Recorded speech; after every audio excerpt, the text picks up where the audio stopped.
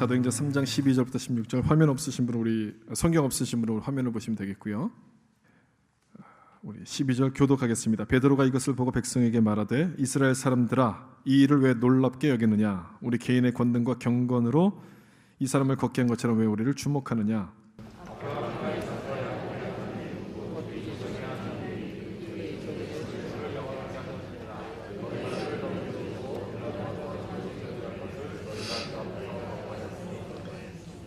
너희가 거룩하고 의로운 일을 거부하고 도리어 살인한 사람을 놓아주기를 구하여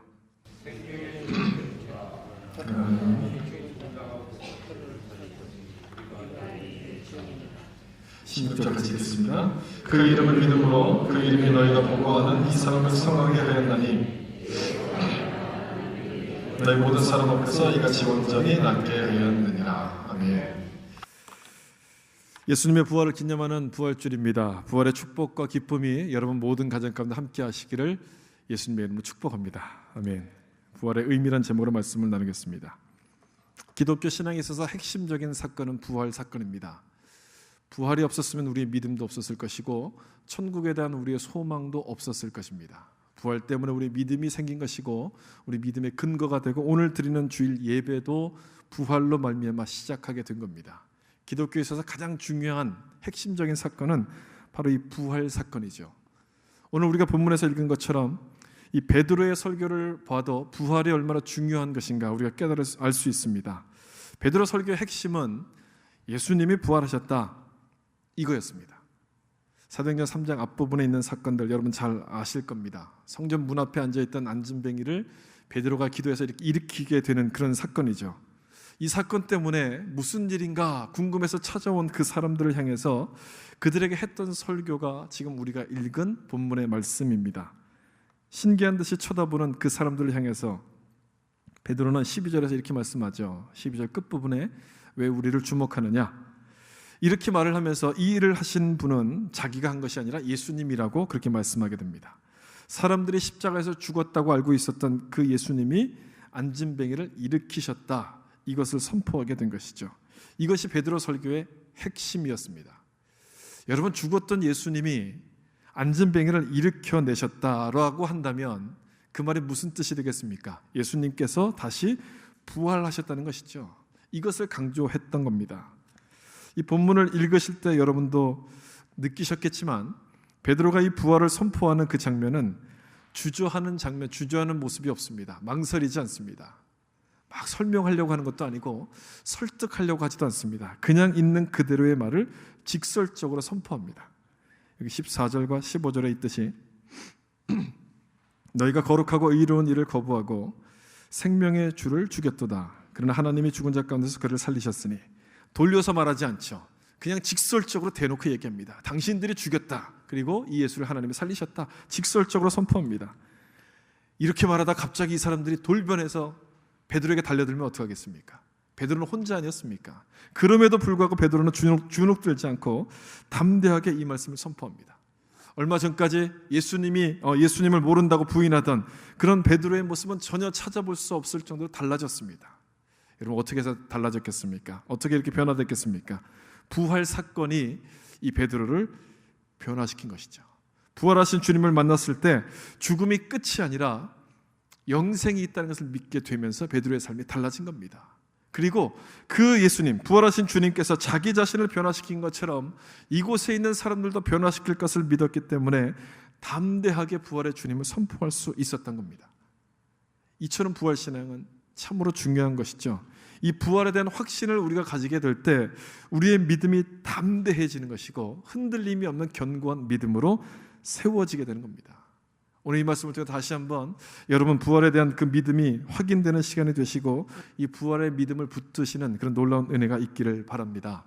이 오늘 본문 말씀에 두 가지로 부활의 의미를 좀 설명드리겠습니다. 첫 번째는 부활은 역사적 사건이라고 본문에서 말씀을 합니다. 제가 좀 시간이 없어서 조금 빨리 말씀을 드리더라도 여러분 좀 이해를 좀 해주시면 좋겠어요. 3장 15절에 그러나 하나님이 죽은 자 가운데서 그를 살리셨으니 우리가 이 일의 증인이라 이렇게 베드로가 말하죠. 베드로는 자기 자신을 가리켜서 증인이다 이렇게 말합니다. 부활에 대한 증인.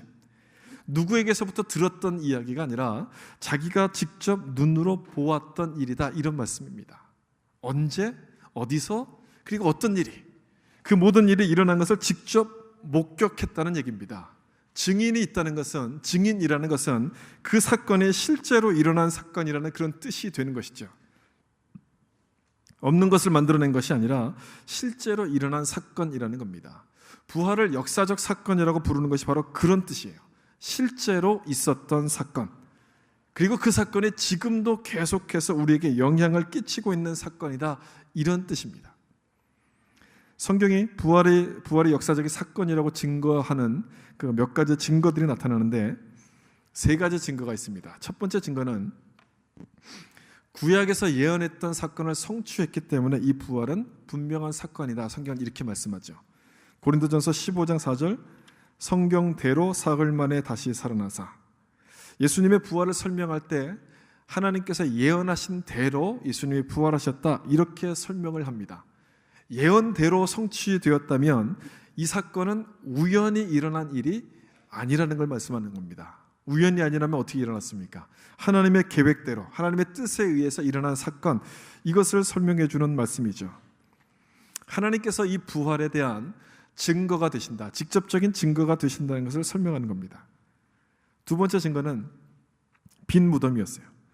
누가복음 24장 3절에 들어가니 주 예수의 시체가 보이지 아니하더라. 이 빈 무덤, 예수님의 무덤이 비어 있었다는 이 사실은 부활을 가장 분명하게 설명해 주는 강력한 증거가 되는 것이죠. 종교 지도자들은 제자들이 예수님의 시체를 훔쳐갔다라고 거짓 소문들을 퍼뜨렸습니다. 그러나 이 거짓 소문보다 더 빨리 퍼졌던 것은 뭐냐? 예수님이 부활하셨다는 사실이 더 빨리 퍼져갔어요. 막을 수가 없었다는 얘기입니다. 분명한 증거가 되는 것이죠. 세 번째 증거는 목격자들입니다. 고린도후서 15장 6절에 그 후에 500여 형제에게 일시에 보이셨나니, 베드로에게만 나타나신 것이 아니라 12제자에게뿐 아니라 여러 명의 형제들에게도 나타나셨다고 말씀합니다. 500명에게 있는 곳에 주님이 나타나셨어요. 한 사람 한 사람씩 만나서 500명을 만났다는 뜻이 아니라 500명이 모여있는 곳에 주님께서 나타나셨다는 겁니다. 이 많은 사람이 한꺼번에 주님을 보았다는 얘기입니다. 그렇다면 이것은 잘못 본 것이 아니라는 얘기죠. 환상이 아니었다는 것을 설명해 주는 이야기입니다. 이렇게 세 가지로 이 부활에 대한 증거를 성경이 보여주고 있습니다. 교리가 아니고 가르침이 아니라 분명한 사건이고 실제적인 사실이라는 것을 성경이 말씀하는 겁니다. 왜 이렇게 성경이 부활에 대해서 증거를 하는가? 그 이유는 믿지 않으려는 사람들이 있었기 때문에 여기에 대해서 성경이 분명하게 말씀하는 겁니다.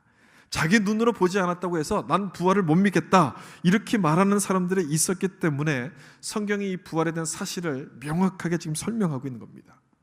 예수님 제자 가운데도 이런 사람이 있지 않았습니까? 예수님의 부활을 못 믿겠다, 그렇게 말했던 사람, 여러분 누굽니까? 예수님의 제자 가운데 도마 아닙니까? 도마가 뭐라 그랬습니까? 자기 손으로 예수님의 못자국에 손을 넣어보지 않으면, 옆구리에 창자국에 넣어보지 않으면 믿을 수 없다, 이렇게 얘기했던 사람이 도마였죠. 그 이야기를 듣고 주님께서 도마에게 딱 나타나시죠. 너가 말한 대로 해봐라. 옆구리에다 손을 집어넣게 하고 손에다 못자국에 손을 집어넣게 합니다. 그리고 난 다음에 도마가 주님을 믿겠다고 고백했을 때 주님께서 이렇게 말씀하시죠. 요한복음 20장 29절, 여러분 같이 한번 읽어볼까요? 너는 나를 본고로 믿느냐? 보지 못하고 복되도다 하시니라. 아멘. 여기서 예수님께서는 보지 못하고 믿는 자들은 복되도다, 이렇게 말씀하셨어요. 여러분 이 말씀을 잘 보십시오. 보지 못하고 믿는 자들은 복되도다. 안 보고도 믿을 수 있다는 겁니까? 없다는 겁니까? 보지 못하고 믿는 자들은 복되다, 이렇게 말씀하셨으니까 안 보고도 믿을 수 있다는 얘기예요. 안 보고도 충분히 믿을 수 있다라고 주님이 말씀을 하신 겁니다. 그런데 사람들은 뭐라 그럽니까? 나는 못 봤기 때문에, 내 눈앞에 보이지 않는데 그걸 어떻게 믿느냐? 사람들은 그렇게 말한다는 것이죠. 볼 수 없어서 믿지 못한다라고 말합니다. 볼 수 없어서. 이것이 사람들의 핑계죠. 이것은 믿지 않기 위해서 그들이 그냥 이야기하는 핑계일 뿐입니다. 안 보여서 못 믿는 것이 아니라 믿기 싫어서 그냥 안 보는 겁니다. 그냥 믿고 싶지 않다, 이런 얘기입니다. 세상에 눈으로 볼 수 없지만 그냥 우리가 믿고 사는 것들이 얼마나 많습니까? 여러분 안 보이지만 있는 것을 믿는 것이 얼마나 많습니까? 뭐가 있습니까? 공기가 아닙니까? 공기가 눈에 보이지 않죠. 그런데 우리는 공기가 있다는 것을 믿고 삽니다. 사랑도 그런 것 아닙니까? 사랑 눈에 보입니까? 눈에 보이지 않습니다. 그러나 저 사람이 나를 사랑한다, 또는 우리 부모님이 나를 사랑한다, 우리는 그냥 그것을 믿고서 그렇게 삽니다. 이런 것들, 공기나 사랑 이런 것들은 안 보인다고 해서 없는 것이 아닙니다. 있어요. 분명히 있어요. 그런데 안 보이는 건 어떻게 하느냐? 내가 그걸 믿으면 보이게 돼 있습니다. 어떻게 저 사람이 나를 사랑하는가 아느냐? 안 보이죠. 그러나 내가 그걸 믿으면 저 사람이 사랑하는 것이 보이기 시작하는 겁니다. 부활도 마찬가지라고 주님께서 말씀하시는 거예요. 보지 못하고 믿는 자들은 복이 있다. 안 보이는 것이지만 그것을 믿는 자들에게는 보여진다는 겁니다. 그런데도 사람들은 안 믿어요. 그냥 믿고 싶지 않다는 거예요. 그냥 마음을 딱 닫아버리고 거기에 대해서 받아들이려고 하지 않기 때문에 그들에게는 보여지지가 않는 거예요. 혹시 이 자리에는 그런 분들이 안 계시지만 혹시라도 부활에 대한 믿음이 없고 부활에 대한 확신이 없는 분들이 계시다면 이 말씀을 잘 기억하셨으면 좋겠습니다. 부활은 역사적인 사건이다, 이 사실을 잘 기억하셨으면 좋겠어요. 역사적 사건, 이건 무엇을 말씀하냐면 내가 믿고 안 믿고 할 문제가 아니라는 거예요. 내가 이해가 되면 받아들여도 되고 이해가 안 되면 안 받아들여도 되는 그런 문제가 아니라는 겁니다. 이해가 되든지 안 되든지 부활은 사실, 사건, 정말 일어났었던 그런 일이라는 것을 말씀하는 거예요. 우리는 그 일에 대해서 받아들일 것인가를 선택해야 되는 겁니다. 내가 안 받아들여도 부활은 사실이에요. 그러나 그것을 내 마음속에 받아들일 것인가를 선택하셔야 돼요. 그런데 어떻습니까?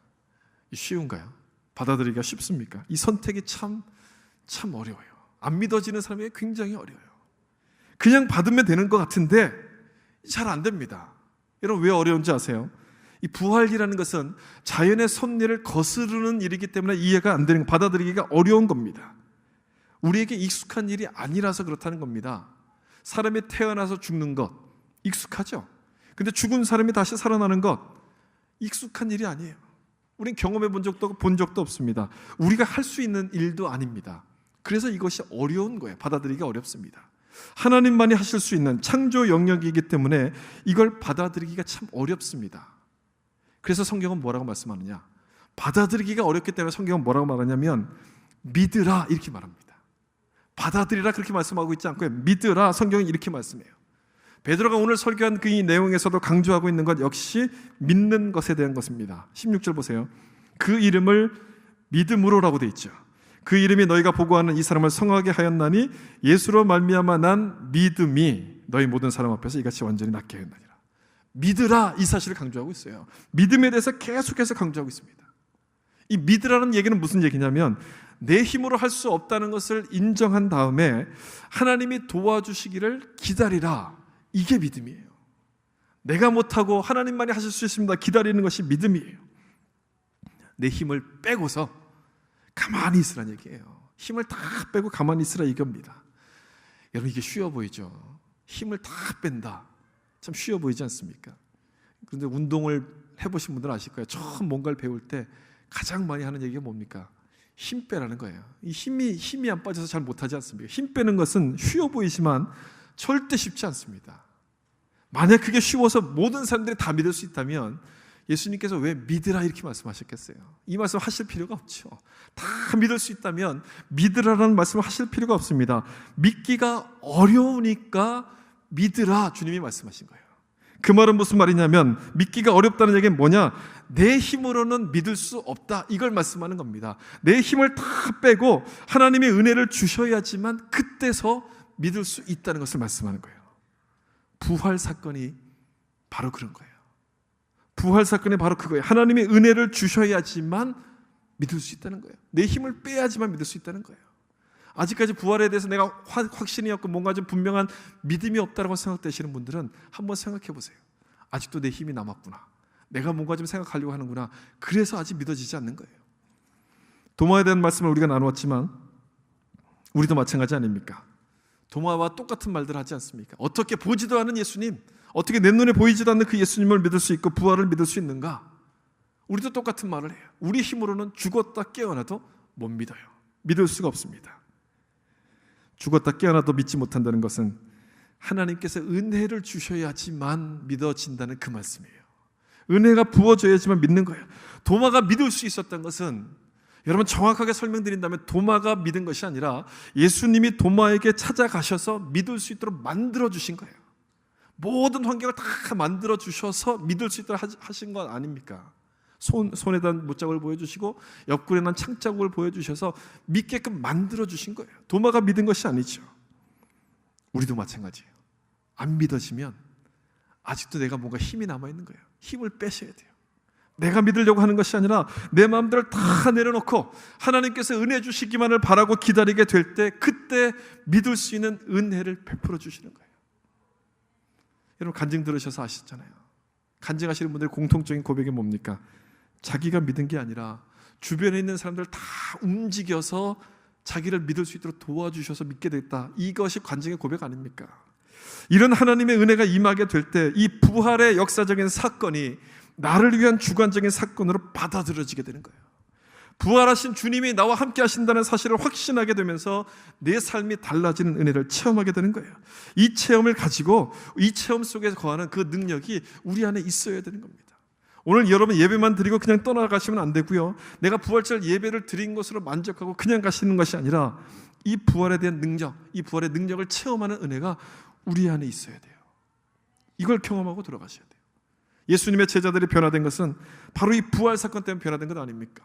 예수님께서 십자가에 돌아가셨을 때 두려워서 숨었던 제자들이었습니다. 그러나 담대하게 복음을 전하는 제자들로 변화된 것은 이 예수님의 부활을 체험했기 때문에 변화됐어요. 부활의 역사적인 사건이 나를 위한 주관적인 사건으로 믿어지기 시작했을 때 그들의 삶이 달라졌어요. 두려움에서부터 담대한 모습으로 달라지게 된 거예요. 우리에게도 이런 은혜가 있어야 될 줄로 믿습니다. 부활 사건이 부활 신앙으로 믿어지는가? 하나님께서 나에게 은혜를 주셔서 이 부활이 나를 위한 것이고 내 삶을 변화시키는 능력이 됨을 여러분 모두가 다 체험하시기를 예수님 이름으로 축복합니다. 두 번째 말씀은, 오늘 본문이 말씀하고 있는 부활의 의미는 예수님을 주목하게 만든다는 겁니다. 부활은 예수님을 주목하게 만들죠. 부활 사건은 모든 사람들로 하여금 예수님을 주목하도록 만들었습니다. 주목한다는 것은 한 곳만 이렇게 뚫어지게 본다는 얘기죠. 초점을 맞추고 집중해서 본다는 그런 말입니다. 베드로의 설교를 들었던 사람들은 하나같이 예수님께 시선을 고정하고 주목하기 시작했습니다. 왜냐하면 이 성전 문 앞에 앉아있던 안진뱅이를 예수의 이름을 통해서 일어나는 것을 봤기 때문에 그래요. 죽었다고 생각했던 그 예수의 이름이 이 안진뱅이를 살리는 걸 보면서 이 사람들이 뭘 깨달았느냐? 예수님이 죽은 것이 아니라 살아계시는구나, 예수님이 부활하셨구나, 이 사실을 믿게 된 겁니다. 그랬더니 다른 곳으로 시선을 돌릴 수가 없었던 거예요. 죽은 줄 알았던 예수님이 부활하셔서 살아계신 것을 보았는데 어떻게 다른 일이 자기 눈에 들어올 수 있겠습니까? 들어오지 못하죠. 예수님만 주목해서 보게 되는 겁니다.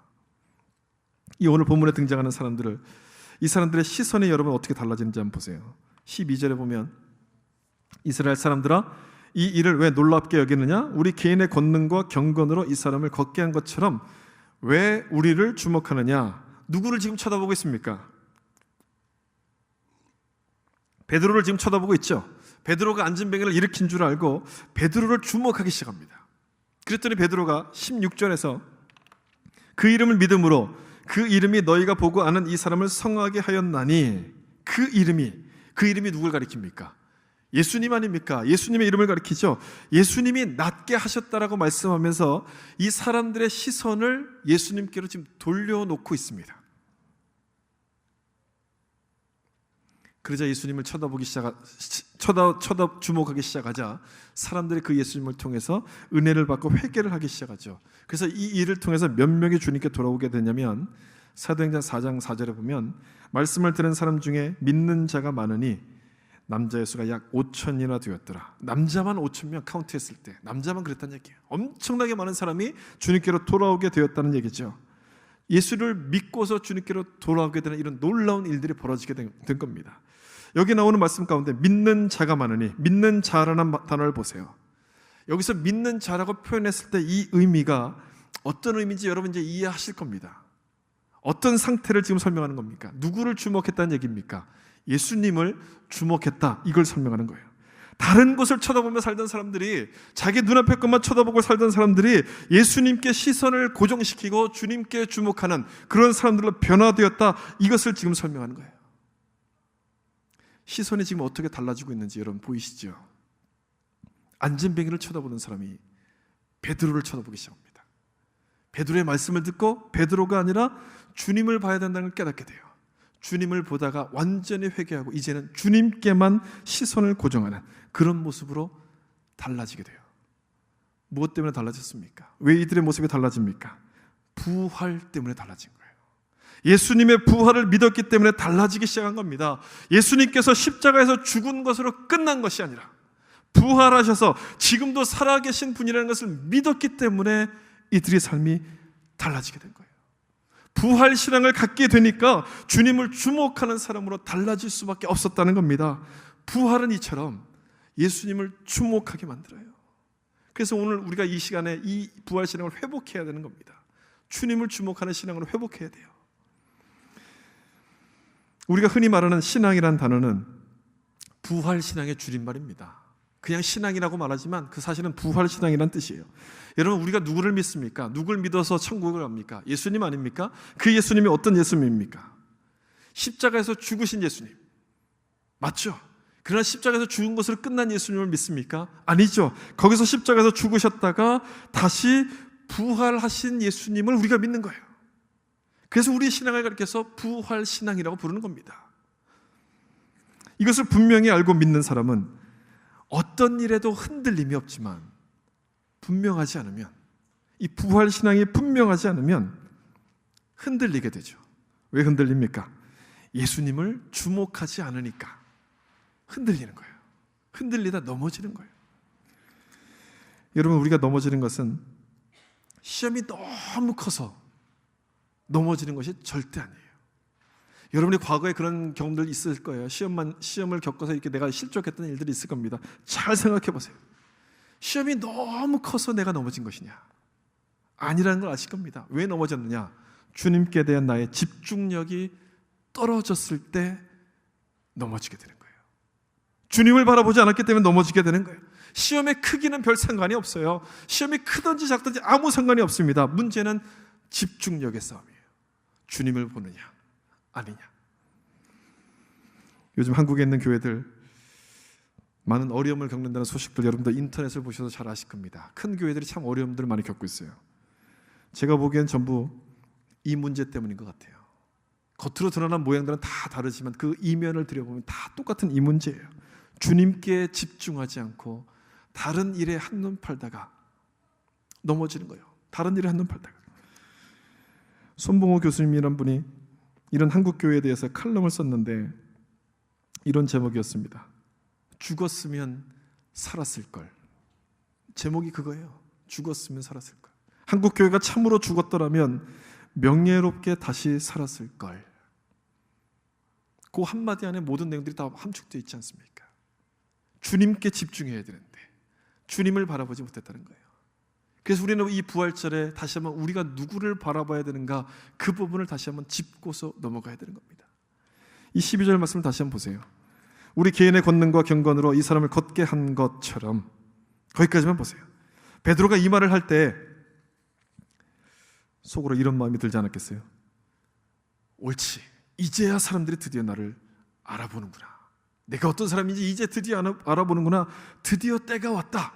혹시 이런 생각 들지 않았겠습니까? 베드로가 능력 있는 줄 알고 그 수많은 사람들이 다 베드로를 이렇게 우러러보는 거잖아요. 지금 베드로가 뭔가지 한마디 하기만을 기다리고 있는 것 아닙니까? 그때 베드로 마음이 무슨 마음 들었겠어요? 다음 사람 누굽니까? 누가 기도받고 병 낫길 원하십니까? 줄 서세요. 이렇게 말하고 싶은 생각이 없었겠습니까? 그런 생각을 좀 해봤어요. 저는 혹시라도 이런 생각을 해보지 않았을까? 대부분의 사람들이 여기서 걸려서 넘어지게 돼요. 자기가 기도하다가 뭔가 좀 일어나면 능력 있는 줄 알고 주님께 주목하지 않고 자기 힘으로 한 것처럼 생각하다가 자기 자신에게 주목하다가 넘어지는 거예요. 그래, 나도 이 정도는 할 수 있지. 그래, 내 능력이 이 정도는 되는 거야. 그런 능력을 주신 주님을 까마득히 잊어버리고 자기 자신에게만 초점을 맞추다 넘어지게 되는 겁니다. 그러나 베드로는 그렇게 하지 않습니다. 그런 모습이 전혀 보이지 않아요. 주님께만 끝까지 초점을 맞춥니다. 여기서 뭐라고 이야기합니까? 마지막에 왜 우리를 주목하느냐? 자기를 쳐다보는 사람들의 시선을 누구에게로 지금 돌리고 있습니까? 주님을 보도록 돌려주고 있는 거예요. 베드로 마음속에는 부활하신 예수님에 대한 분명한 믿음이 있었기 때문에, 주님께서 행하신 것에 대한 분명한 믿음이 있었기 때문에, 주님보다 위대한 분이 없다는 것을 확신했기 때문에 그렇게 할 수 있었어요. 예수의 이름이 모든 이름보다 뛰어난 이름인 것을 믿었기 때문에 자기를 주목하게 만드는 그 유혹들을 뿌리치고 주님께만 집중할 수 있었다는 겁니다. 이것이 부활신앙이죠. 이처럼 부활신앙은 우리가 붙들어야 할 분이 누군가를 분명하게 깨닫게 해요. 그리고 그 예수님을 주목하게 만드는 겁니다. 여러분, 부활의 핵심은 예수님을 바라보는 거예요. 오늘 이 사실을 꼭 기억하고 돌아가셨으면 좋겠어요. 부활의 핵심은 예수님을 바라보고 가는 거예요. 오늘 예배가 끝나고 나면 여러분이 기대하고 있는 것처럼 아주 예쁜 달걀을 줄 겁니다. 부활절은 이 삶은 달걀을 받아가는 날이 아니라 예수님을 주목하는 날이에요. 이것이 핵심이에요. 부활 사건은 우리가 예수님을 주목해야 한다는 것을 말씀하는 겁니다. 여러분 믿으십니까? 이걸 주목하셔야 돼요. 이것이 우리의 믿음의 핵심이 되는 것이고, 이것이 우리의 신앙의 핵심이 되는 거예요. 이것이 핵심인데 이 달걀의 핵심을 두기 시작하면 힘들어지는 겁니다. 이 핵심을 놓치면 그때부터 복잡해지기 시작해요. 신앙생활에 재미가 하나도 없는 겁니다. 예배를 드려도 아무 기쁨이 없어요. 매일 똑같은 예배인데 예배 뭐하러 드리냐, 오늘 한 번 좀 빠지자, 이런 말이 나오는 거예요. 기도는 뭐하러 해? 매일 기도해도 응답도 없는데 무슨 기도할 필요가 있어? 아무런 기대감이 없이 이렇게 살아가는 겁니다. 매일 힘이 축 처진 채로, 늘 축 늘어진 채로 그렇게 살아가요. 교회를 오면서도 그래요. 아무런 희망도 없고 기쁨도 없고 늘 표정이 그런 담담한 표정으로 아무 표정도 없는 모습으로 앉아있는 거예요. 다른 사람들의 열정까지도 다 빼앗아가는 것이죠. 여러분, 왜 그렇게 됐습니까? 왜 이런 모습으로 전락하게 되는 겁니까? 부활신앙이 없어서 그렇게 되는 거예요. 부활신앙. 이 부활신앙이 없으니까 소망 없는 모습으로 살 수밖에 없는 거예요. 아무 소망 없이 살게 되는 거예요. 혹시 내 안에도 이런 모습이 없지 않는가? 여러분 한번 생각해 보세요. 내 안에도 혹시 그런 모습이 없는가? 신앙의 핵심 되시는 예수님을 주목하지 않으면 이런 모습이 될 수 없다는 것을 우리가 분명하게 기억해야 되는 겁니다. 여러분, 우리가 이렇게 되지 않으려면, 이런 모습이 되지 않으려면 누구를 주목해야 되겠습니까? 예수님이에요. 예수님을 주목하셔야 돼요. 부활의 주님 되신 그 주님만을 바라봐야 하는 것입니다. 다시 한번 12절 말씀 보세요. 12절 가장 끝부분에 뭐라고 되어 있습니까? 왜 우리를 주목하느냐? 여러분은 어디를 주목하고 계십니까? 부활절 예배를 드리고 있는 지금 이 시간에, 부활하신 주님을 바라봐야 되는 이 시간에 여러분이 주목하고 있는 것은 어디입니까? 주님이십니까? 아니면 여러분 자신입니까? 아니면 세상에 있는 것들입니까? 주님만 바라볼 수 있기를 바랍니다. 세상의 능력을 바라보지 마시고 예수님만 바라볼 수 있기를 바랍니다. 세상은 우리를 살릴 수가 없어요. 우리를 살릴 수 있는 분은 오직 주님밖에 없어요. 세상은 우리의 소망이 될 수 없습니다. 우리의 소망은 오직 주님밖에 될 수 없습니다. 사망 권세를 깨뜨리시고 부활하신 예수만이 우리의 영원한 생명이고 영원한 소망이 되신다는 사실을 우리가 분명하게 믿어야 되는 것입니다. 이 부활의 주님을 바라보게 될 때 우리도 부활의 소망을 가지고 담대하게 살아가는 그런 성도의 모습으로 바뀌어지게 되는 것입니다.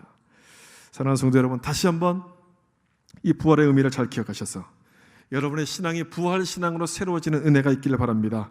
부활하신 주님이 나와 함께 하심을 확신함으로 어떤 상황 속에서도 흔들림이 없이 부활 신앙으로 거듭나시는 여러분 되시기를 예수님의 이름으로 축원합니다. 같이 한번 기도하겠습니다. 하나님 감사합니다. 오늘 말씀 주신 것처럼 이 부활 신앙을 붙들게 하여 주셔서 우리의 믿음이 흔들림이 없는 믿음으로 세워질 수 있도록 도와주시옵소서. 하나님, 내가 지금까지 무엇을 바라보고 살았는지 다시 한번 돌아보게 도와주시고 내 믿음이 살아계신 주님께로 초점을 맞추지 못하고 있다면 다시 한번 오늘 이 순간부터 주님만을 바라보게 하여 주셔서 세상의 것들과 세상의 만족을 바라보지 않고 주님께서만 나의 영원한 소망 되신다는 것을 깨닫고 주님을 붙들게 하셔서 부활신앙으로 살아가는 자들 되게 도와주시옵소서. 그래서 하나님, 세상 가운데 어떤 상황 가운데 있을지라도 낙심하지 않게 도와주시고 오직 주님께서 부활하시고 영원한 소망 되신 것처럼 우리도 그 소망을 안고 기쁨과 감사로 살아가게 하시고 세상을 싸워서 이기는 승리하는 자를 될 수 있도록 주님 축복하여 주시옵소서.